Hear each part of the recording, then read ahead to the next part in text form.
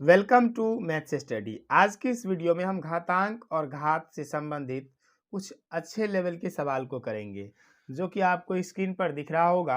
इस टाइप के सवाल को हम लोग सॉल्व करेंगे। सबसे पहले सवाल को सॉल्व करने से पहले हमें कुछ रूल पता होनी चाहिए। घातांक का रूल जो कि बहुत ही इम्पोर्टेंट होता है। सवाल को सॉल्व इसके बिना हम नहीं कर सकते। अगर ये रूल हमें पता नहीं है तो हम कभी कभी भी सवाल नहीं सॉल्व कर सकते। ठीक है, तो चलिए उसी चीज़ को सीखते हैं। सबसे पहला काम, A to the power M into A to the power N बराबर है ए पर पावर एन प्लस एम। अगर ऐसे सवाल हमें ऐसे नियम अगर ऐसे नियम अगर दिखते हैं, इसका मतलब क्या होता है? देखिए, अगर है 2 पर पावर 5 गुना, ये इसका मतलब गुना होता है, और 2 पर पावर 3, तो इसका मतलब ये हुआ कि यहाँ बेस समान था। तो हम क्या किए, घात को 5 प्लस 3 को जोड़ दिए। उसी प्रकार से अगर बटे यानी भाग में रहेगा तो घात घटेगा, पावर पे पावर रहेगा तो घात गुना होगा। ठीक है, अगर किसी भी नंबर पर पावर 0 होगा उसका मान हमेशा 1 होगा।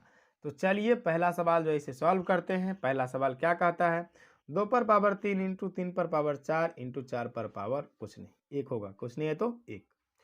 इसको देखिए, 3 गुना 32 को हम क्या लिख सकते हैं, 32 को लिख सकते हैं 2 पर पावर 5। तो ये हो जाएगा 2 गुना 3 गुना 3 पर पावर 4, और 4 को लिखा जा सकता है 2 पर पावर 2। ठीक है, देखिए 3 पर पावर 1 है, कुछ नहीं है तो 1 है, गुना, और यहाँ 3 पर पावर क्या है 32। ये 32 को लिख सकते हैं 2 पर पावर 5। तो देखिए जरा सा ध्यान से इसको, अगर हम 2 पर पावर 3 और 2 पर पावर 2 को लिख दें 2 पर पावर 5 तो कोई दिक्कत नहीं ना, क्योंकि यहाँ बेस समान है, यहाँ भी बेस समान है। तो 2 और 3 दोनों जुटेगा तो 5 हो जाएगा। और यहाँ क्या होगा 3 पर पावर 4। ठीक है, अब बटे में जो है ये है, इसको लिख देते हैं इधर, इसको उधर। तो 2 पर पावर 5 गुना 3 पर पावर 1। ठीक है, तो ई दोनों कट गया, 2 पर पावर 5 2 पर पावर 5 कट गया, बचा क्या 3 पर पावर 4 बटे में 3 पर पावर 1, यानी बटे में है तो इसको हम ऐसे लिख दें 3 पर पावर 4 माइनस 1। क्यों भाई? इसलिए क्योंकि अगर बटे में रहता है, यहाँ पर देखें आपने कि बटे में रहता है तो ये पावर जाके घट जाता है ऊपर, तो घट गया तो क्या बचा 3 पर पावर 3। अगर 3 पर पावर 3 को आप सॉल्व करना चाहते थे, 3 तिया 9 तिया 27, यानी कि इस क्वेश्चन का आंसर कितना आया 27 आ गया। सिंपल। अगला सवाल को देखते हैं हम लोग। अगला सवाल में देखिए यहाँ पर क्या है कि यहाँ पर 4 पर पावर 5 और 4 पर पावर 5 दोनों तो पहले कट गया, ये तो खत्म हो गया। अब बच गया ए पर पावर 8 इंटू बी पर पावर 3, या बटे में है ए पर पावर 5 इंटू बी पर पावर 2। देखिए इसको भी बहुत ही सिंपल तरीके से आप सॉल्व कर सकते हैं। कैसे?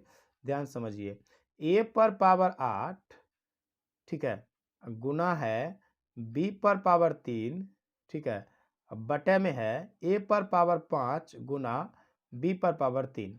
इसका मतलब ये हुआ कि हम इसको लिख सकते हैं ए पर पावर 8 माइनस 5। क्यों भाई? क्योंकि ये देखिए बटे में है, बटे में रहता है तो ये पावर ऊपर जा घट जाता है। अब फिर इसको हम लिख सकते हैं बी पर पावर 3, सॉरी यहाँ 2 था, बी पर पावर 3 माइनस 2। तो ये क्या बन गया? अब ये बन गया फिर से ए पर पावर 3 गुना बी पर पावर 1। इसका मतलब ए पर पावर 3 इंटू बी, इसका एक लिखे या ना लिखे, यहाँ गुना चिन्ह वैसे भी छिपा हुआ है। तो ये इस क्वेश्चन का आंसर है। तो आई होप इस तरह के सवाल में अब आप कभी नहीं फंसेंगे। अगला सवाल हमारा है, अगला सवाल हम लेते हैं कि 2 पर पावर 5 गुना 10 पर, ये देखिए 1 पर कितना जीरो है 1 2 3 4, इसको लिखेंगे हम 2 पर पावर 5 पर पावर 2 गुना, देखिए 1 पर जितना जीरो है 10 पर उतना ही घात लगा दीजिए 10 पावर 4। 1 पर जितना जीरो रहेगा उतना ही आपको 10 पर घात लगा देना है। ठीक ना? ठीक है, अब देखिए 2 पर पावर 2 गुना 5 पर पावर कुछ नहीं है तो 1।